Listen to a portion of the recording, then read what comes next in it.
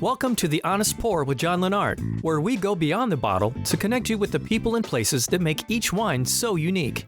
While you may not be growing geeky Trousseau Gris or making oddball natty orange wines, Dave Guffy, winemaker at Hess Family Estates, is a maverick, not afraid to use American oak, which many winemakers eschew. He also blends his Mt Veeder Cabernet Sauvignon exclusively with Malbec, which he grows on the high, steep slopes of the estate vineyards. I met with Guffy to talk about the unique terroir of Mt Veeder, his commitment to sustainability and the Napa Green Initiative, and of course, to taste some delicious wines. This episode of The Honest Pour is sponsored in part by Fooditor.com, bringing you the stories of Chicago's chefs, restaurants, and people who make food all over town. Fooditor.com. Hi, welcome to The Honest Pour. I'm John Lennart. Joining me today is Dave Guffy, Senior Vice President of Winemaking for Hess Family Estates. Welcome to the show. Yeah, thank you, John. Good morning. I'm always interested to find out how people got into wine. How did you get into wine?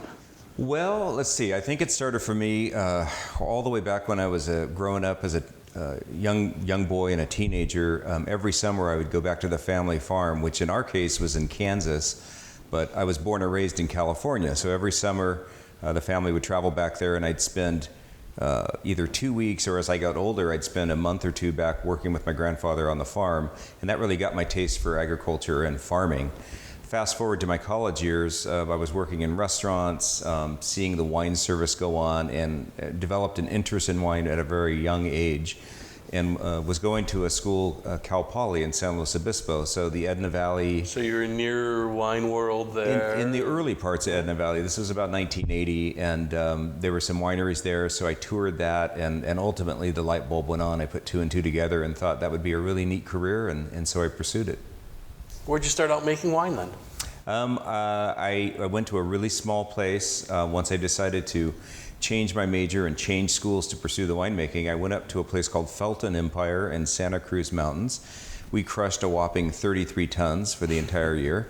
Some of the hardest work I've ever done, but it gave me the flavor of what cellar life was all about, and I fell in love. So I transferred down to Fresno State, where I ultimately got my degree in enology and viticulture. But stayed concentrated on the Central Coast. So I bounced back over to the Edna Valley, and my first crush experience over there was with Corbett Canyon. Back in the day, we were buying grapes from all of the famous Santa Barbara vineyards, so I still look back at that and chuckle a little bit. Bien Nacido, Sierra Madre, all the famous vineyards that have come to much more notoriety than they were back then. We bought and we put in our Chardonnay and our Pinot. And so I had a great experience there. And then once I got out of school, I went to work for the Kendall Jackson family and pretty much started the Cambria Winery right down there in Santa Maria Valley. Okay, sure, yeah. Worked there for a decade. Oh, great, okay. And then how did you end up at Hess? Well, that's a good question. It's actually, I had a great time in the Central Coast, a lot of friends, and we loved it there. With school and with work, we'd been there for nearly 20 years, my wife and I. And at some point, after making Chardonnay and Pinot, I really had the hankering to get my hands on some Cabernet. And I knew if I wanted to make Cabernet, I had to go north, because I think the most consistent growing grounds is up in Napa and Sonoma. And as fate would have it, I came back from a short holiday, and there was an offer on my phone to come up and maybe interview for 2 different jobs in Napa Valley.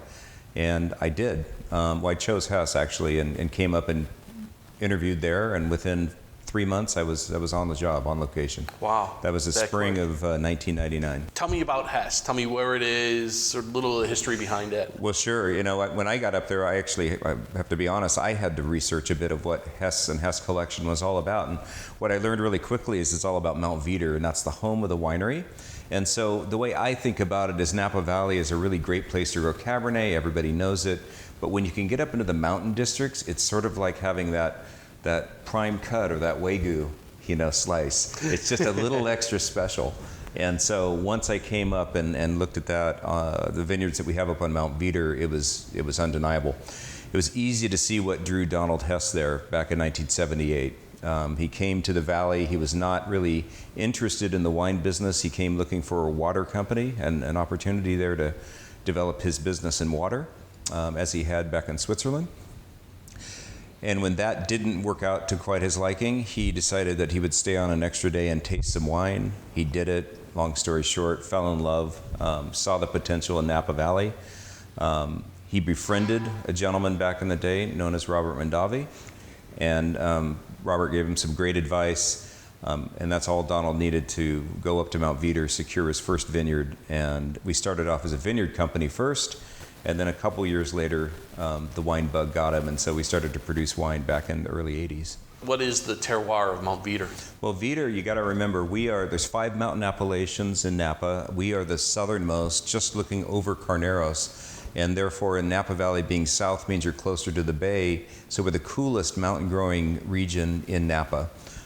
We also have the most diverse soil types. So there's a corny old phrase we use up on Veeder: if you don't like the ground, move 3 feet. And it's very often true. You know, you might have decent dirt on one side of the road, and on the other sides, it's rocks and boulders. Veeder is technically an old volcano, so we get a lot of that white tufa ash.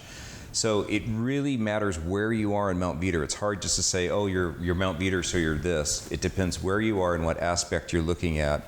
And I'll give you a good example of that. Our Veeder Hills vineyard is about 1,000 feet in elevation off the valley floor. That's our low elevation vineyard. It sits with clay over shale, about 14, 18 inches of clay, very limited root zone, and it's protected from some higher hills around it, so it's a little bit of a warmer climate there. Great aspect. We planted just the tops of the ridges, but if you go up the road further to our Veeder Summit vineyard, now you're on the top. You're at about 2,000 feet in elevation. Suddenly you can see the bay, you can see San Francisco. Wow. On a clear day, which is sometimes rare in San Francisco, you can actually see both the towers on the Golden Gate Bridge. So now you've got the bay breezes coming in. It's a higher condition, but it's a cooler condition. So that separates itself away. I like to grow a lot of Malbec on the top because Malbec enjoys that cooler climate. I like to grow Cabernet on the bottom. If there's one dominating kind of characteristic that I see in a lot of our Cabernets, it's that black fruit, that blackberry, really rich, round, ripe kind of character that we can get when, like in most vintages in California, we can express it because the weather is very warm and very consistent for us. How much acreage do you own, and are you using all estate fruit for the Hess collection wines? Yeah, we are. We own 5 different vineyards around Napa Valley. The 5 vineyards total up to about 1,100 acres. We are doing some replanting on Mt Veeder, so our active acreage kind of is in flux right now. We're somewhere around 200, 225 acres on the 3 vineyards we own up in Mt Veeder. I mentioned 2 of them, the Veeder Hills Vineyard, we have Veeder Summit, and we also have the vineyard right around the winery, which is Mont La Salle, and that reflects back to our Christian Brothers heritage, as the winery was the original Christian Brothers winery, and still an active site for the brothers to come back and retire to the Mont La Salle property. And then we have 2 valley vineyards. I think we're going to taste those today. We have our Hess Collection Chardonnay, which is right down off the San Pablo Bay. Very nice, cool growing condition for Chardonnay. And we have our Alomi vineyard, which is up in the northeast part of Napa. Where's that? It's up in Pope Valley. Okay, yeah. So completely different aspect and character than now you know, Mt Veeder, I mentioned cool, mountainous. Pope Valley, very warm, very ripe, and expresses really, really nicely. Now, one of the big things that the Hess collection is involved with is a Napa Valley green. Yes. Your green. Tell me about that. What does that mean, and why is it important, and how did you get involved? Well, we got involved from day one with the Wine Institute, trying to create what was, the blueprint for what is sustainability and how does it apply to wineries.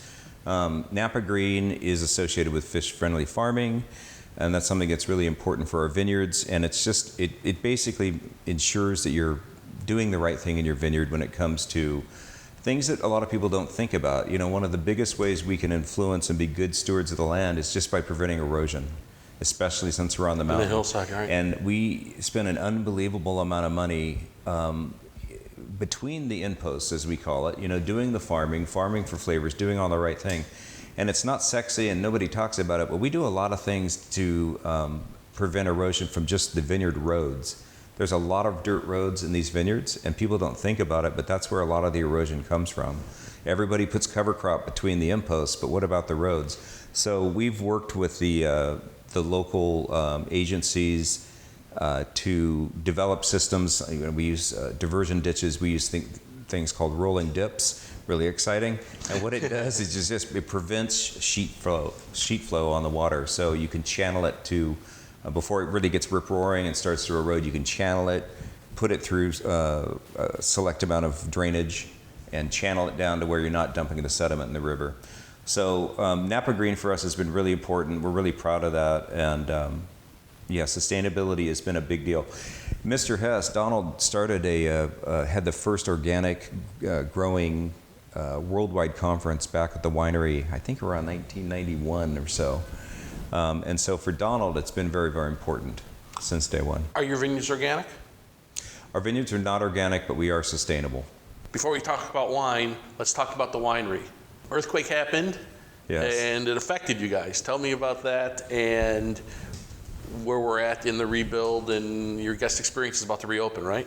Yes, that's right. Yes, the earthquake did happen. We've had a series of unfortunate events with the earthquake and then most recently the wildfires of last year, which were all around us. But let's focus on the earthquake. 2014, August, we were bottling. At about 3:30 in the morning, we got an earthquake. I received a call from the owner about 3 minutes later. And unfortunately, I was all the way up in Lake Tahoe. You weren't close. Well, I wasn't close, but coincidentally, it was actually the first weekend that my wife and I became empty nesters. My youngest went off to college. We thought, what better way to go? We'll celebrate. We'll have a good time in Lake Tahoe. We went up there. I received the phone call at 3:30 or so. I was on the road by 3:45. My wife was great. She drove the whole way back, and I was on the phone nearly the whole way back. It seemed like it's a 2.5, 3 hour ride. It seemed like about 15 minutes with all of the phone calls coming in and the news reports coming on. Long story short is we were one of two. I mean, many people were affected, and of course, many families lost their homes, but in the wine world, Trefethen and Hess, I think, were the biggest, most hit. Yeah. And so what happened to us is we lost about 42,000 gallons of wine very quickly. We had a very old aspect of the wine cellar called Cellar 1. It was still original Christian Brothers stainless steel tanks, and some of those twisted and ruptured to where we lost a good chunk of wine there, and we had a barrel cellar of about 4,000 barrels that quickly became a very dicey game of Jenga because they were just piled on top of one another, and so it took us some time to unpile that. So it was a bit devastating, especially I got there about the time the sun was coming up. Power, of course, was still off, and just looking at the mess and the challenge in front of us was something, and it took us about a day to re-gauge because remember, no power, the region was down a bit. But by that very next Tuesday, the day after, we were back in there starting to pick up the pieces. We got power back on, which meant we had lights and water and facilities to work with. And I was really proud of my team in the way that we responded because nobody was defeated. We were all just ready to hit it. On the task at hand. And because we still had bottling, and don't forget it's August, so we had grapes knocking at the door too. So we got everything back in order in about a week and a half. And then the rebuilding process started. And so this old cellar we called Cellar 1 went through a change, and that change is just coming to the conclusion. We just got our occupancy 2 or 3 weeks ago, I think. Okay. So we've converted an old cellar, which had its use, but we converted it and made it better. We made it a nice high-end red wine fermentation space, accompanied with a really wonderful consumer experience that's possible in the room. So I've got 20 very small red wine fermenters in there. We run a high-end optical sorting line, and so the fruit gets the best treatment. And it's going to really be the new home and hallmark of our Lion wines and our icon level wines. That's so we're really excited to use it this year. I'm kind of salivating thinking about it right now. Was the art gallery closed during this rebuild period as well, or no? No, the gallery was open, albeit we had some definite signs of construction right out the front door. So we won't miss that either. Yeah, I mean, if you've never been up to Mt Veeder to the Hess collection, you could go there simply for the art and spend the day in that gallery. It's like going to the Art Institute of Chicago. It's a spectacular collection of art, but definitely go for the wine. Yeah. Should we taste some wine? Let's do it. We brought you a little cross-section of some of our wines. We'll start with our Napa Valley Hess Collection Chardonnay. Great. This Chardonnay I'm really proud of. This is something that's I've been working on since day one when I've arrived at the winery. This vineyard was planted in 97 and 98, and I got there in 99, so I was right on the start of this. This is a different style of Chardonnay because we're focusing on Clone 809, which is a Musqué selection of Chardonnay. So it has a very faint, reminiscent aromatic of the Musqué family. So think about white flower and tangerine, little honeysuckle. Definitely floral. Definitely very floral. Yeah, very floral. And to really pump up and show off that fruit and that floralness, it's stainless steel fermented and barrel fermented. It's a very balanced style of Chardonnay. So the stainless steel fermentation, nice and cold, it traps and entrains all of the great aroma. Barrel ferment brings up the richness and the texture and the viscosity of the wine. So 20% new French oak, about 25% fermented through malolactic. I want to retain the natural freshness. I want it to be just a slightly different look on Chardonnay. Okay, yeah, and I don't think, people hear oak and mallow when they talk about Chardonnay, and right away they put up their defenses and they get concerned about it, but I don't think either of those things are predominant on the nose. I think the nose is very balanced. Yeah, I can't tell you the number of times I've been at a consumer tasting and somebody will come up and it's like, well, do you barrel ferment your Chardonnay, or is there oak in this wine? And inevitably I have to say yes, because there's some. And just like you said, they shy away, they want to run. And if I could just get them to stop and taste it, they're actually blown away with what you can do with Chardonnay.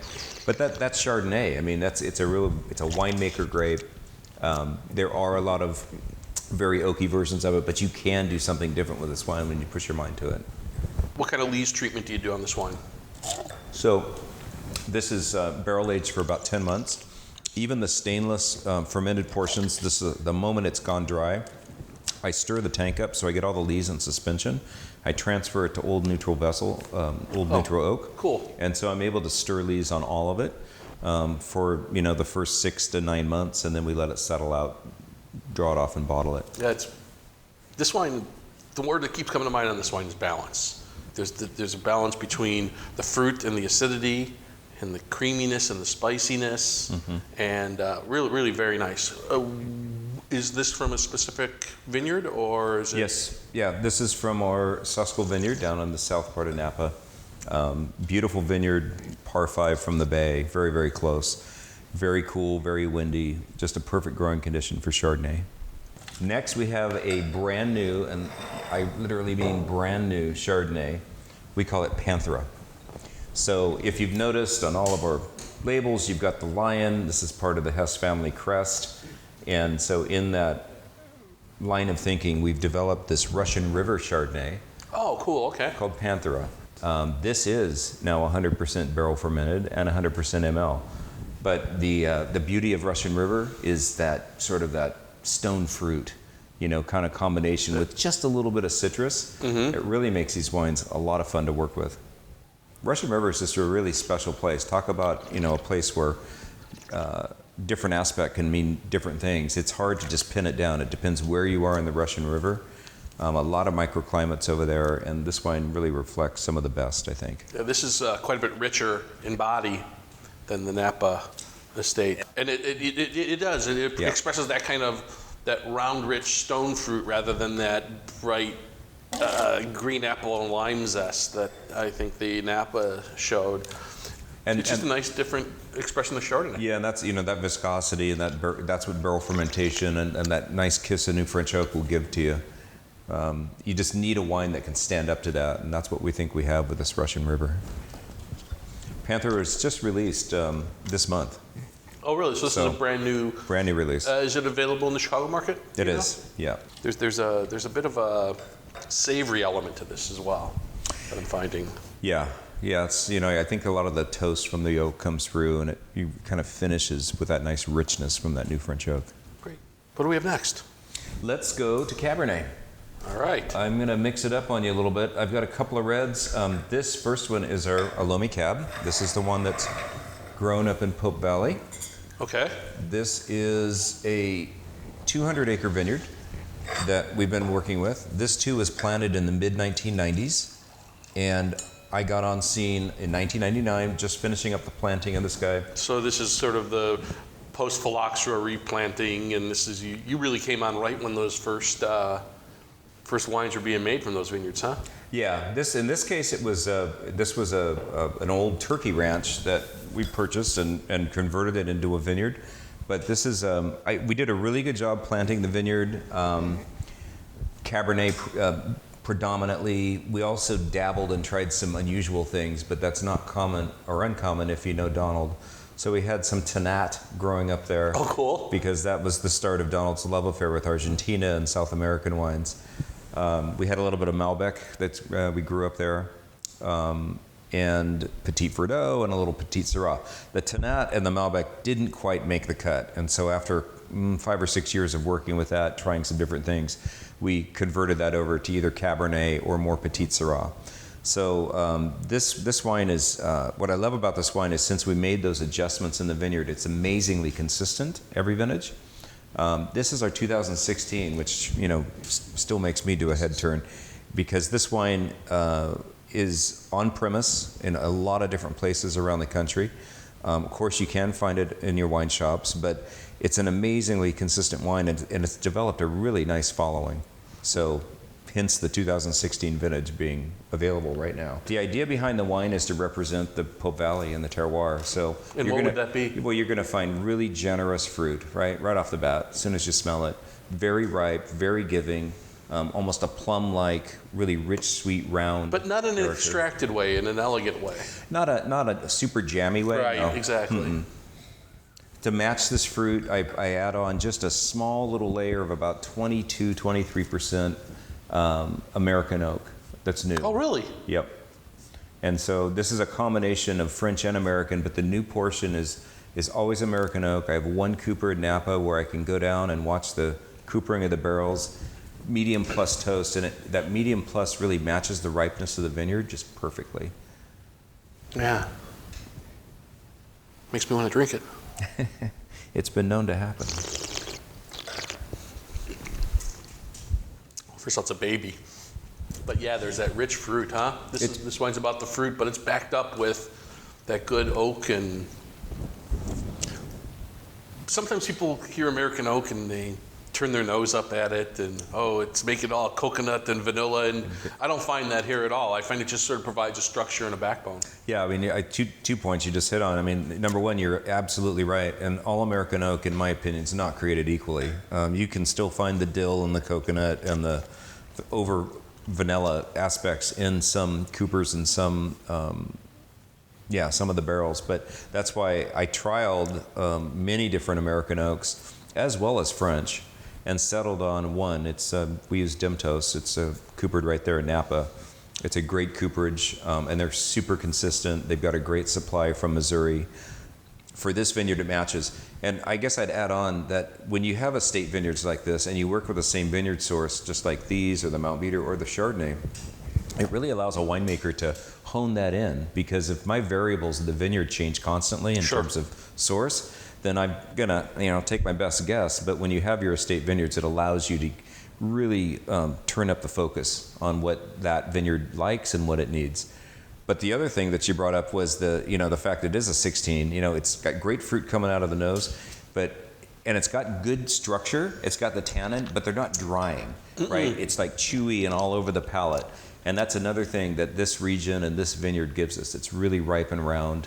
Nice structure on the palate. Yeah, sometimes in a real youthful wine, those tannins can kind of like reach out and kind of grab you, and you feel like you wear a wool sweater on each of your teeth. Yeah, you need. And these aren't that.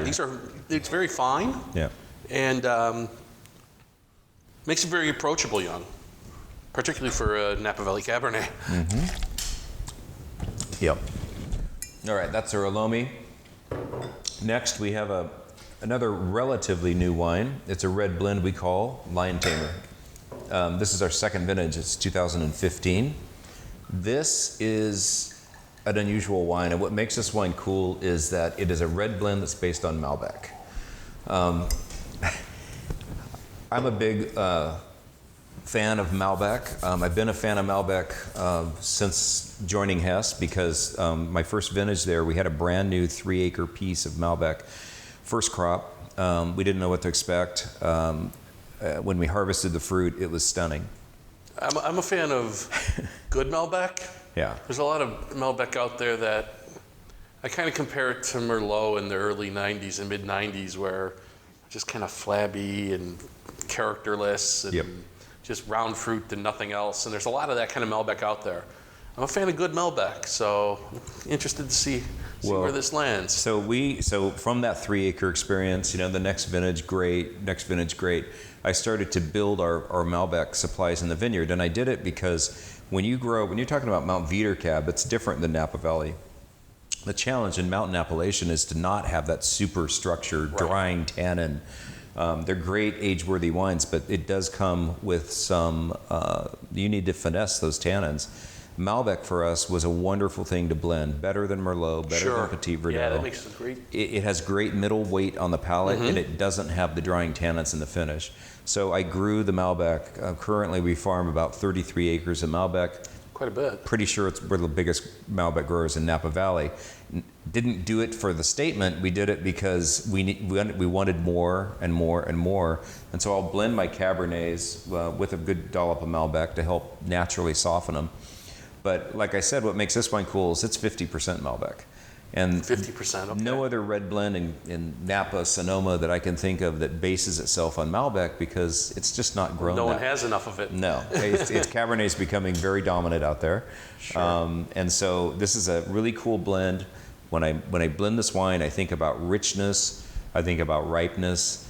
And so we blend Malbec 50% and then add in 23% Zinfandel. A little bit of Cab, 6% Cab, little Petit Verdot, little Merlot. Sounds like a super fun blend. Petit Syrah, boom, nice purple element. And then at the very, very end on this vintage, we added in 2% more Vetera, which sometimes 2% means nothing, but in this case, it meant everything. What did it mean? It elevated the fruit. It just popped the fruit out of the glass, out of the aroma. It was one of those cool blending experiences where you sit there and you go like, well, let's try it, and we did it, and it was like, oh my gosh. This is it. This is a lot of flour and rocks. That's what I'm getting on the nose. Mm-hmm. Oh, that's a drinker. That's a drinker. Yeah. And some wines are like, they're so serious about themselves and you got to have food with them without them being any good. This is a drinker. Yeah, this is the wine when you bring to a friend's house on Saturday night, that this is the wine that you watch evaporate on the table. And it goes down really, really quickly. But we call it the Lion Tamer because I like to use Malbec to tame the tannins of Cabernet. And so Lion Tamer we thought was a clever play on words to reference what we like about Malbec and keeping in our tradition with the lion. Mm-hmm. When you get to know the wine really well, you can just call it the Tamer. It's okay. Wow. Yeah, it's got that Malbec cherry, but it's got body to it, which is what turns me off from a lot of Malbecs is there's no body to it. There's great structure to this wine. Surprised that Zinfandel's in there. That's kind of a surprise. Again, we thought it was unusual, but we wanted to do it. So Zinfandel in Napa is challenging to find, but we found some, and I won't hesitate to go over the hill to Dry Creek to find some really good Zin and bring it over and blend it along with the other varietals that are there. That's tasty. Like I said, that's a drinker. Yeah. We think we have barbecue on a Sunday afternoon. I'm a pretty happy camper. Yeah, we think we have a winner with this one. It's a second vintage, and so we're really happy about it. Terrific. We got one more wine. Well, we couldn't come all the way out here and taste without bringing our Mt Veeder cab. This is the one that started the whole party back in the early '80s. So this is a 13. This is a 13. Current release. Yeah. Wow. Current release. Our wines, with that bigness of structure. The wines are always vintage date plus about 4 or 5 years on the market. So it's 2 years in the barrel, and it's at least 1 more year in the bottle before we will release. And it's just been that way forever. And I'm really proud of that as a company that we've held that line, because it would be easy to release this wine earlier and earlier and earlier, like many other people have done.